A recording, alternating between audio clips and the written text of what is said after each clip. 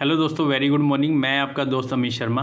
दोस्तों, आज के इस टॉपिक में हम बात करेंगे मोटर के मैगर टेस्ट के बारे में। मोटर का मैगर टेस्ट क्यों परफॉर्म किया जाता है, किस तरह से परफॉर्म किया जाता है, इसके बारे में बात करेंगे।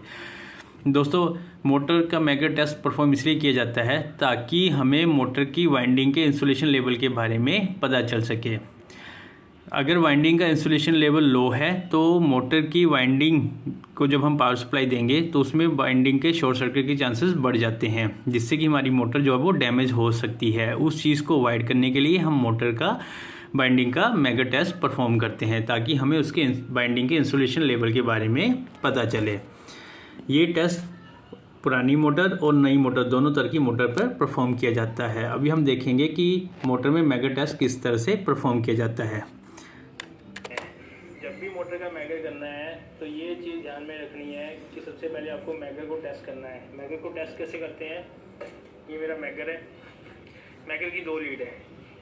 इन दोनों लीड को मैं टच करूँगा आपस में और टेस्ट पर पुश बटन दबाऊँगा तो मेरी जो ये इंडिकेटर है वो 0 साइड में जाना चाहिए।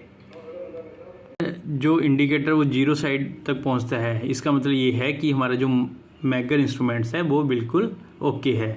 अगर मैगर में एरर रहेगा तो हमें उसके एग्जैक्ट इंसुलेशन लेवल के बारे में पता नहीं चल पाएगा। इसलिए हम सबसे पहले इंश्योर करते हैं कि शॉर्ट करने पे, दोनों लीड को आपस में शॉर्ट करने पे उसकी वैल्यू जो है वो 0 आए। तो चेक करेंगे मोटर बॉडी।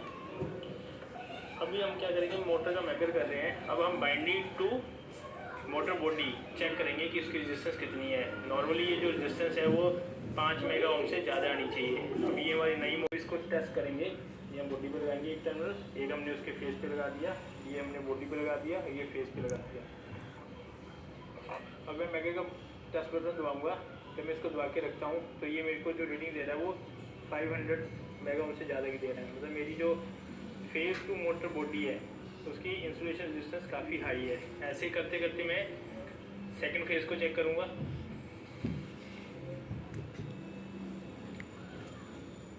ये भी दिखा रहा है कि रेजिस्टेंस काफ़ी हाई है। अगर मैं इसको आपस में शॉर्ट कर देता हूँ तो ये मेरे 0 साइड में जा रहा है, दैन इट मीन्स कि मेरा मैगर ओके है। अभी मैं थर्ड फेज चेक कर रहा हूँ।